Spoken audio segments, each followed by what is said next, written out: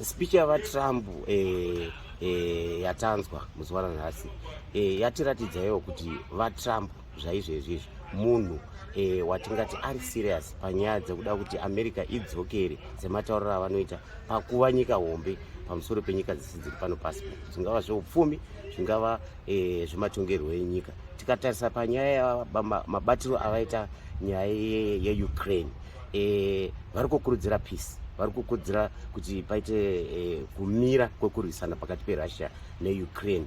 Tikaonawo zvakare President Trump vachikweshana naZelensky, mutungamiriri weUkraine, mashoko achibuda ipapo, vaTrump vachikurudzira kuti mutungamiriri wekuUkraine vabvume kuti hondo ipere. Tinova zvinhu zvakanaka, tinozvikurudzira izvozvo nekuti nyika inoda runyararo.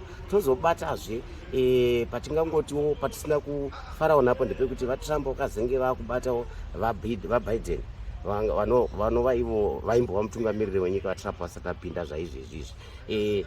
Hatitarisiriwo kuti mutungamiriri wenyika inenge America, nyika hombe inozikamwa nekulidha pautongi hwejekerere, vashore umwe wavo nokuti hasisipo. Nekuti tikatarisawo ivo vaTrump vane zvavakatokanganisawo, ivo vaBiden vane zvavakakanganisa. Kutaura kwakaita vaZelensky paya kuti vaBiden vaObama vese vanga varipo, vanhu ava asi havana kukwanisa kumisa hondo iyi, zvinova izvo zvakwaniswa kuti zviitwe navaTrump. Saka tinoona kuti hatidi kuti kuvanzwa vachinyanya kushorawo vamwe vatungamiriri vakaita sana Biden, nekuti ivo havasati vane mazuva akawanda vati vapinda. Tozotarisawo panyaya inonziyo Paris Agreement.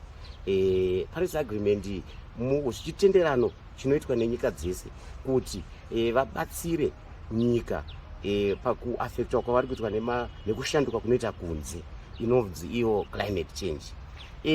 Kubuda kweAmerica muagreement it's a big blow kana takutaura pachirungu, kuti zvinokanganisa nyaya dzekuvandudza upenyu hwavanhu nekuchengetedza vanhu kuti vasanyanye kuvhiringwa nekusanaya kuri kuita mvura. Tikatarisa nyika dzakawanda clothing dzavo kunoita matornado, kunoita maheat waves, zviri kuafecta nevana vavo. Saka America taifanira kuiona iri pamusoro pakumira panyaya dzekushanduka kwemamiriro ekunze.